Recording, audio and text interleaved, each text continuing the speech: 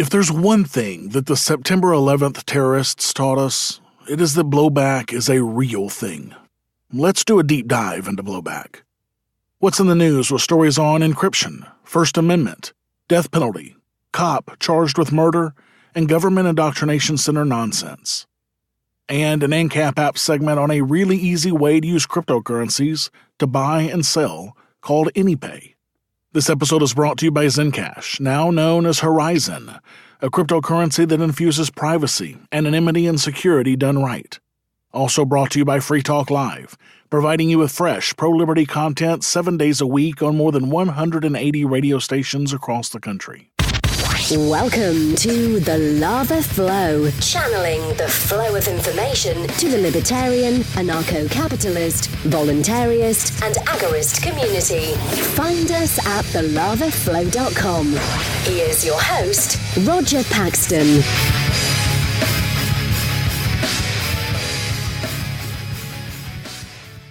Thank you for joining me this week. From the home of the annual Free Coast Festival, this is the show that will bring you the people, places, and events that everyone in the Liberty Rebellion needs to know. You can catch me on Twitter at The Lava Flow Pod. This is episode 103, Blowback, and it's Thursday, September 13th, 2018, when there have already been more than 694 people killed by police this year, and the United States debt clock shows us at more than $21,471,300 million in debt. What's wrestling my jimmies this week? You're about to find out. Let's do it to it. If there's one thing that we learned from the September 11th terrorists, it's that blowback is a real thing. Now, I'm in no way defending their actions, of course. I'm only saying their actions did not happen in a vacuum, and it had nothing to do with our way of life and our freedom. We all know that Osama bin Laden was the mastermind and the money bags behind the September 11th attacks. It was his baby.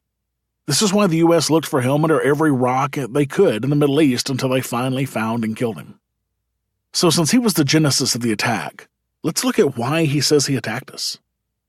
Osama bin Laden and Al-Qaeda gave us a few reasons for the attack, and the vast majority of them speak to our involvement in the Middle East being the main reasons. For example, in his November 2002 letter to America, bin Laden described the United States' support of Israel as a motivation. He said, "The expansion of Israel is one of the greatest crimes, and you are the leaders of its criminals. And of course, there is no need to explain and prove the degree of American support for Israel. The creation of Israel is a crime which must be erased. Each and every person whose hands have become polluted in the contribution towards this crime must pay its price, and pay for it heavily." And of course, the U.S. is the largest supporter of Israel around the world, and the U.S. was instrumental in the creation of the modern state of Israel. Bin Laden again repeated the connection between the September 11th attacks and the support of Israel by the United States in 2004 and in 2010. But it goes back to even before the 9/11 attacks.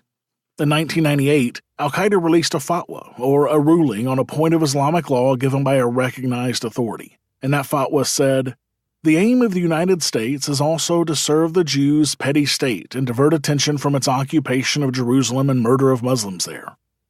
The best proof of this is their eagerness to destroy Iraq, the strongest neighboring Arab state, and their endeavor to fragment all the states of the region, such as Iraq, Saudi Arabia, Egypt, and Sudan, into paper statelets, and through their disunion and weakness to guarantee Israel's survival in the continuation of the brutal crusade occupation of the peninsula." But there were other motivations as well. In that same 1998 fatwa, Al-Qaeda identified the Iraq sanctions imposed by the U.S. as a reason to kill Americans.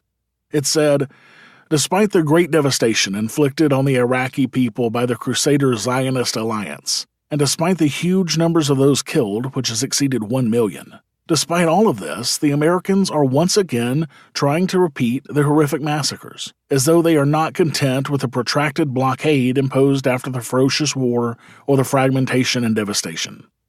On that basis, and in compliance with Allah's orders, we issue the following fatwa to all Muslims. The ruling to kill the Americans and their allies, civilians and military, is an individual duty for every Muslim." In a 2004 video, Osama bin Laden called the sanctions against Iraq the greatest mass slaughter of children mankind has ever known. And finally, the presence of the U.S. military in Saudi Arabia was a major reason for the attacks as well. The U.S. kept a presence of 5,000 troops in Saudi Arabia after the 1991 Gulf War. Since Saudi Arabia houses the holiest sites in Islam, Mecca and Medina, many Muslims were upset at the permanent military presence. This presence was the stated motivation behind several attacks, including the Khobar Tower bombings, which killed 19 Air Force personnel, and the 1998 United States Embassy bombings, which happened on a date chosen because it was the 8th anniversary of the day that American troops were sent to Saudi Arabia, and which killed 12 American citizens. In 1996, bin Laden issued a fatwa calling for American troops to get out of Saudi Arabia. In the 1998 fatwa, al-Qaeda wrote, "For over 7 years, the United States has been occupying the lands of Islam and the holiest of places, the Arabian Peninsula, plundering its riches, dictating to its rulers, humiliating its people, terrorizing its neighbors, and turning its bases in the peninsula into a spearhead through which to fight the neighboring Muslim peoples." In a December 1999 interview, bin Laden said he felt that Americans were too near to Mecca and considered this a provocation to the entire Muslim world. I think it's important to listen to the words of those who are responsible for the attacks because it shows motive. If I were to kill someone and I wrote extensively about why I wanted to kill someone, those documents would be used in court to show my motives. 9/11 is no different.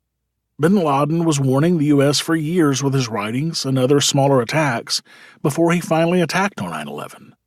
And the U.S. ignored all of it, and many citizens were caught in the crossfire. But let's say we ignore bin Laden's words for a minute. Are there any other reasons to believe that blowback was a motivation for these attacks?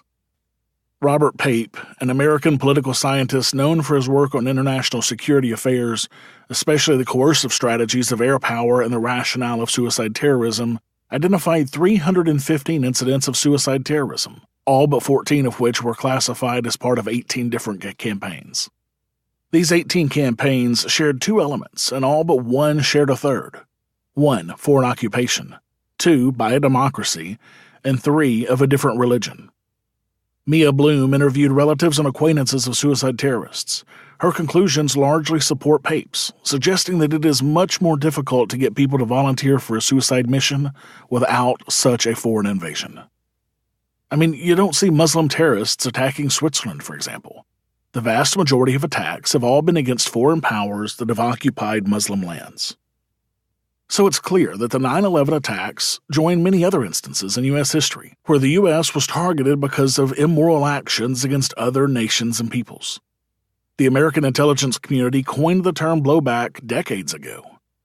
Instances of blowback happening to the U.S. go back as far as the American hostages taken by Iran in retaliation for propping up the Shah before and after the Iranian Revolution. Blowback can also be traced to the 1988 Pan Am bombing over Lockerbie, Scotland, which was done in retaliation for the attack on Libya 2 years before. Also, the bombing of the World Trade Center and the attack on the USS Cole are directly traced to blowback. The U.S. knew for years why we were being targeted by Islamic fundamentalists. They just didn't give a fuck. And so, 9/11 happened, and 2,996 Americans were killed because of the actions of our government. This, of course, takes no blame away from the monsters who perpetrated the attacks, though. But I often think about what I would do if my family was killed by a foreign occupying power. What would I do, for example, if China occupied my country, bombed us for a decade, and imposed harsh economic sanctions on the country that led to widespread starvation and death to members of my family? Would I seek revenge? I often believe that I would. However, I would not seek revenge against innocent civilians who were not responsible for the bombings or sanctions. I imagine there were many people killed in these attacks who were vehemently opposed to their stolen tax money being used to oppress and kill people around the world. Avoiding another 9/11 is not a matter of tinkering with U.S. foreign policy, but a radical departure from it.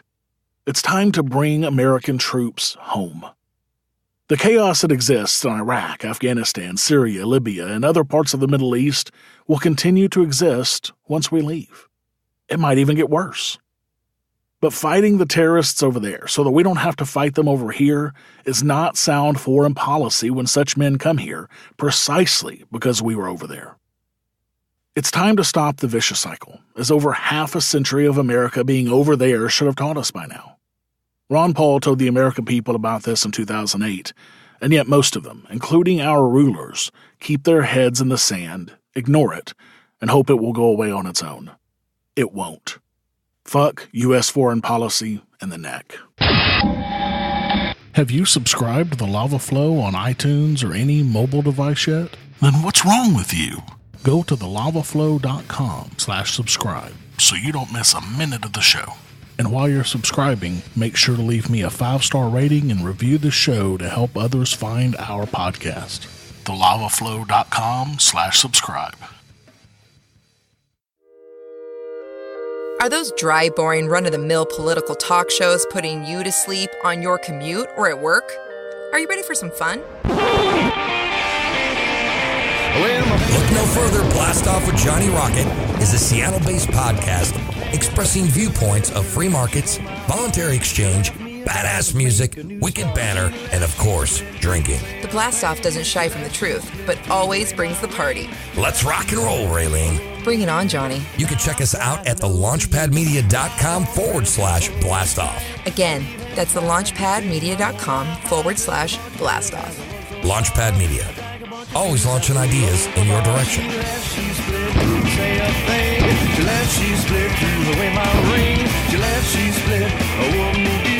And now I'm crying over you.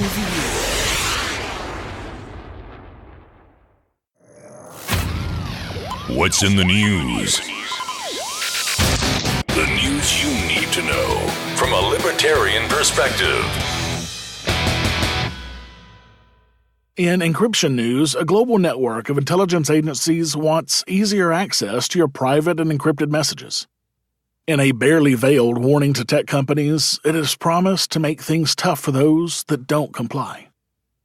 After a meeting on Australia's Gold Coast last week, ministers for the intelligence agencies of the US, UK, Canada, Australia, and New Zealand, known as the Five Eyes, have shared their vision for worldwide snooping in a joint statement.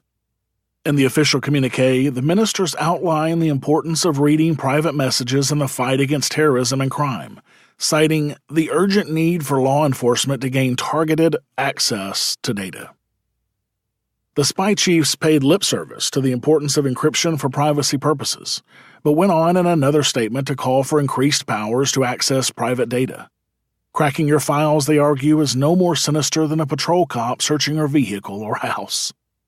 They said, privacy laws must prevent arbitrary or unlawful interference, but privacy is not absolute. Recognizing that some encrypted data can be nearly impossible to crack, the agency chiefs called on tech companies to turn over the keys voluntarily, saying, "The governments of the Five Eyes encourage information and communications technology service providers to voluntarily establish lawful access solutions to their products and services." And if the companies don't cooperate voluntarily, the Five Eyes have ways of making them talk. Stubborn companies may be hit with technological, enforcement, legislative, or other measures, the agencies warned, without elaborating on what those measures might be. Earlier this summer, U.S. lawmakers proposed legislation that would block backdoors in encryption software and hardware which could be accessed at will by governments or law enforcement. A bipartisan bill introduced in the House of Representatives said that backdoors and otherwise secure products make Americans' data less safe, and they compromise the desirability of American goods overseas. With the Five Eyes set to put the squeeze on tech companies again, those in the industry will once again have to choose where they stand on the liberty versus security spectrum. Hopefully, many of the tools we currently use for encryption, such as Wire and Signal, will decide to stand on the right side of this battle. I will, of course, keep an eye on this and keep you all posted. In First Amendment news, police body camera footage shows two Denver police officers telling the Colorado Independent's editor, Susan Green, to act like a lady as they handcuffed and detained her in July for attempting to photograph them as they responded to a call on a public sidewalk. Green was driving along East Colfax Avenue near the Colorado State Capitol building on the afternoon of July 5th when, by her account, she noticed Denver police surrounding a nearly naked African-American man sitting and handcuffed on the sidewalk, and stopped to see what was happening. The man was later taken to the hospital and then released that night, the city has said. Green is a veteran investigative reporter who's written extensively about police brutality and incidents in which African American men have been killed by law enforcement while in custody. As Green detailed in a post the next day, and as the body cam footage confirms, she approached the scene and was immediately blocked by Officer James Brooks. He continues to block her as she tries to keep shooting, at one point raising the camera high above Brooks's head. Brooks is quickly joined by Officer Adam Paulson, and the two advise her that she cannot take photographs because doing so violates the HIPAA rights of the nearly naked man they have cuffed. HIPAA, or the Health Insurance Portability and Accountability Act, outlines an individual's rights to medical privacy. Green responds, "There's also a First Amendment. Have you heard of it? That doesn't supersede HIPAA," Paulson says. Brooks repeats Paulson's line and then adds, "Step away or you'll be arrested for interference." The footage shows Green then directed her iPhone camera at Brooks's badge, at which point Brooks swats the phone away and repeats himself, "Step away or you'll be arrested for interference." Not a second after his warning, the footage shows the officers handcuff Green and arrest her, telling her to stand up and act like a lady. After the officers handcuff her, the body cam footage shows Green complains that the officers are hurting her as Brooks and Paulson lead her to the back of a squad car. The officers can be heard telling her that the pain is a result of how she's walking and that she should stop resisting. Green was held in a police car at the scene for about 12 minutes before being released. District Attorney Beth McCann last week called Green to inform her that the DA's office would not be pressing charges against the officers. Of course. The cops clearly, illegally interfered with, assaulted, and detained a member of the press unconstitutionally for doing her job, and they will walk away scot-free. Hell, I imagine they'll both be getting promotions very soon. Denver Police Department spokesman Jay Casillas said that an internal investigation into the incident is ongoing and that he was not immediately aware of any changes the department has made in response to the incident. He said he was also not aware of any timeline for the investigation. The Independent may take legal action of its own, though. Mary Newman, the lawyer for Green and the Independent, said, "The one thing we've seen over and over again is the city drag its feet for months and months and months in doing an internal investigation. Certainly, we're not going to sit on our hands while the city takes its sweet time to investigate an event that took a matter of minutes. If we need to file a legal action to hold the city accountable, so be it." Green said that the footage confirmed her initial impression of the incident. She said, "It squares exactly like how I remember. The only thing I didn't realize is that when it was happening, both of the police officers told me to act like a lady." Which raises the question, how exactly should a lady act when being wrongly detained on a public sidewalk for exercising her First Amendment rights? No shit. ZenCash has changed their name to Horizen to better represent their transition from a pure cryptocurrency to a pioneering platform that protects consumer data. They're focusing more on the wider vision of what ZenCash was all about. The new name, Horizen, reinforces that the project is forward-thinking and visionary and will broaden the horizons of what the community can accomplish in the world using the platform. Not only is it one of the best privacy-oriented cryptocurrencies with zero-knowledge technology built into it, but they also have private chat over their network. And soon, Horizen will include the ability to publish information and go anywhere on the web, all with complete privacy. They are working toward the day when anyone will be able to build privacy-based applications on the Horizen platform and generate income from them. This will allow Horizen to bring thousands of real-life services to the community, services that provide freedom, utility, and privacy. The unique spelling of Horizen is a nod to their heritage and recognizes that they remain committed to the vision that their project was built upon. Their coin and ticker symbol remains Zen. So ZenCash is now Horizen, and Horizen is bringing privacy to life. You can learn more at horizen.global. That's HORIZEN.global. In death penalty for tickets news, unpaid traffic tickets saw a Nevada woman in jail, where she began to suffer drug withdrawals and seizures. Days later, she was dead after being denied medical care by the cops. A report by state investigators, published this week and revealed by the Reno Gazette-Journal, found that staff at Mineral County Jail violated multiple policies by denying 21-year-old Kelly Coltrane medical help, even after she informed them that she was dependent on heroin and would suffer seizures without the drug. In a days-long ordeal caught on her jail cell's CCTV camera, Coltrane vomited and shook as her condition worsened. Officers rejected her pleas for medical help, instead handing her a mop and a bucket to clean up her own vomit. Coltrane died in her cell, and her body lay motionless for 6 hours before her jailers realized what had happened. Officers made no attempt to resuscitate her and did not call for medical assistance until the following morning. Investigators have asked the local district attorney to consider pressing charges against the officers involved for inhumane treatment of a prisoner. To avoid a conflict of interest, investigators also passed the report to the district attorney's office in neighboring Lyon County, which found no reason to press any charges against the officers. God damn it. Now, I goddamn well bet that if I kidnapped someone who owed me money for an unpaid debt, locked them in a cage, and then they ended up dead a few days later, I would be held responsible for the death, and I damn well ought to be. But our rulers can get away with it under the color of doing their duty to steal money from someone for non-violent crime against the state. Yes, we do live in a police state, ladies and gentlemen. In Crossing the Thin Blue Line news, a Dallas police officer who authorities said entered an apartment she thought was hers and killed a young man has been arrested on a manslaughter charge. Amber Geiger, 30, was taken into custody amid intensifying calls for her arrest and accusations that police were showing differential treatment to one of their own. The shooting death of Botham Shem Sheen, 26, also has become a rallying cry for advocates against police brutality, though much is still unknown about the circumstances surrounding his death. Jean was shot Thursday night in his apartment building near downtown Dallas. Geiger, still in uniform after working a shift, went inside Jean's apartment, thinking it was hers, police said. Jean's apartment was directly above Geiger's apartment. Geiger fired her service weapon and struck Jean, her neighbor. She called 911 and Jean died at the scene. A video taken from outside the building shows the officer on her phone, pacing back and forth outside the apartment and crying. Paramedics were later seen moving a man on a gurney and performing CPR on them. Officers were still tight-lipped Monday about what happened inside Jean's apartment, what the officer's physical and mental states were at the time, and whether she was under the influence of a controlled substance, why she thought Jean's apartment was hers, and why a trained officer seemed so quick to use deadly force.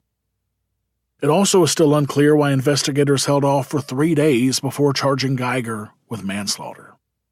Lee Merritt, a Dallas civil rights lawyer who represents Jean's family, told reporters that his law firm had just presented a witness and video evidence to the district attorney's office that could change the course of the investigation and finally led to the officer's arrest. Shortly after this is when Geiger turned herself in. Geiger, who has been with the police department for 4 years and is now on administrative leave, has since been freed on a $300,000 bond.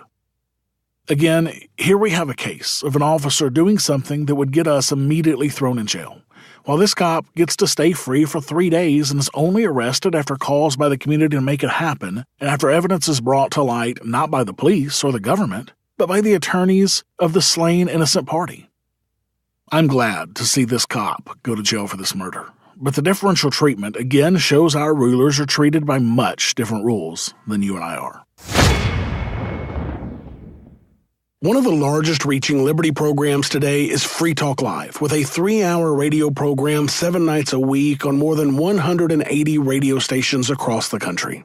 They are so influential on talk radio that they are the number 27 radio program in the country, according to Talkers Magazine. They also have a daily podcast that's been voted Best Political Podcast 5 times by podcastawards.com. The hosts of Free Talk Live are street preachers for the ideas of liberty. They take the message of peace, liberty, and cryptocurrency to the masses on the radio, where they are not preaching to the choir. You can listen via podcast or live via audio streaming or the Twitch or YouTube channels at freetalklive.com. I listen to their podcast myself every single morning when I get up to get a fresh perspective on news and very, very strong libertarian perspectives. Make sure to add them to your feed at freetalklive.com. In Government Indoctrination Center's news, a Memphis middle school teacher's outrageous bathroom pass for her students has parents up in arms. The note, which was posted on social media by Twitter user @IJD, is titled, Mrs. White's 8th grade admin bathroom water nurse pass. It goes on to say that each child is allowed to leave the classroom to use the bathroom, see the nurse, or get water only twice in an entire month. Once the 2 boxes on the letter are signed by white, the children as young as 13 aren't allowed to leave the classroom again for the rest of the month unless they have a doctor's note. The teacher, who's referred to only as Mrs. White, teaches at Aspire Hanley Middle School in Memphis. She acknowledges in the note that she is being petty, but says the teacher reserves the right to deny students the opportunity to visit the restroom, nurse, or get water during their lesson. The penalty for ignoring the letter is an automatic detention and a 0 on the assignment at the time, no matter how bad you need to use the restroom. On August 30th, the school released a statement on its Facebook page about the bathroom pass, saying it was inconsistent with our school's actual policies, our mission, and our values. The statement also read, "Please know the safety and care of our students is always our first priority. It is important that students know we respect them and are responsive to their needs. To reinforce these values, we convened our full team today to review all relevant policies and procedures. We will continue to work with our teachers and staff to ensure all school policies and values are consistently maintained in each classroom." Wow. What the actual fuck? I mean, this Mrs. White is clearly a power-hungry authoritarian who has no business teaching children of any age. This is the kind of arbitrary, authoritarian bullshit message our kids are being taught in schools today. Do what the authority says or else. Get your kids out of government indoctrination centers. Go to thelavaflow.com/homeschooling for a book that will help you do just that. Exercise your free market muscles by going to thelavaflow.com/support and giving a per episode donation of as little as $1 an episode. Or use Bitcoin. Get exclusive content, rewards, and help the Lava Flow become fiscally neutral while providing you more content. thelavaflow.com/support. It's time to shake up your podcast feed, folks, by subscribing to Lions of Liberty, the only libertarian variety show out there. Spend Mondays with me, Mark Claire, as I feature in-depth interviews with great names in the libertarian community and fun roundtable discussions. Electric Liberty Land with me, Brian McWilliams, every Wednesday, your weekly dose of comedy, culture, and liberty. And Felony Fridays with me, John Odermatt, where I expose injustice in the broken criminal justice system. Find us on iTunes, Stitcher, and at lionsofliberty.com.